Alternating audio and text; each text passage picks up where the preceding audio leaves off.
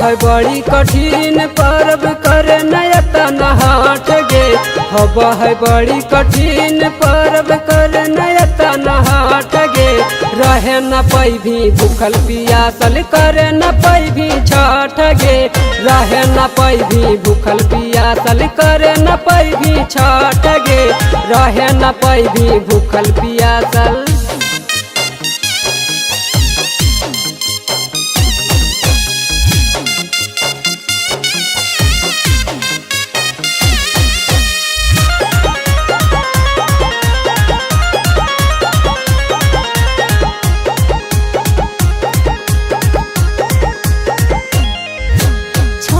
के बरतिया करबै श्रद्धा है अपार हो।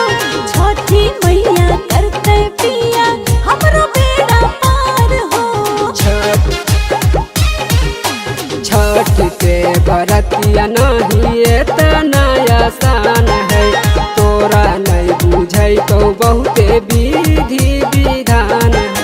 छठी मैया पुरैते हमरो दिल के आरामनवा हो। छठी मैया पुरैते हमरो दिल के आरामनवा हो। हम हो करबै ए पिया छठ के पूजनवा हो। हम हो करबै ए पिया छठ के पूजनवा हो। हम हो करबै ए पिया।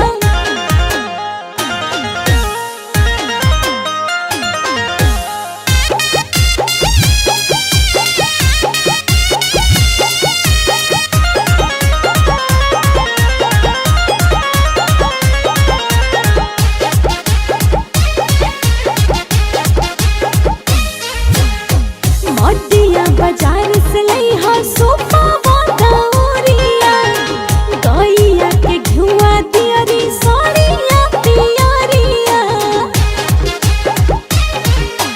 नहीं मन भूत धनिया कर ले बरतिया। छठी माई के करे पर तो सेव दिन रतिया। राजेश अमन पिया करना बहनवा हो। राजेश अमन पिया करना बहनवा हो। हम हो करबै ए पिया छठ के पूजनवा हो।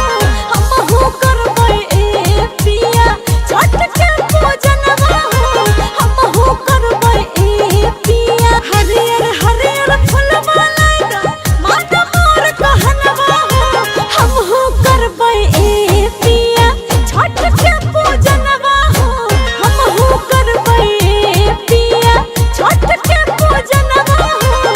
हम हो करबै ए पिया। हब है बड़ी कठिन पर्व करे नयतन हाट गे।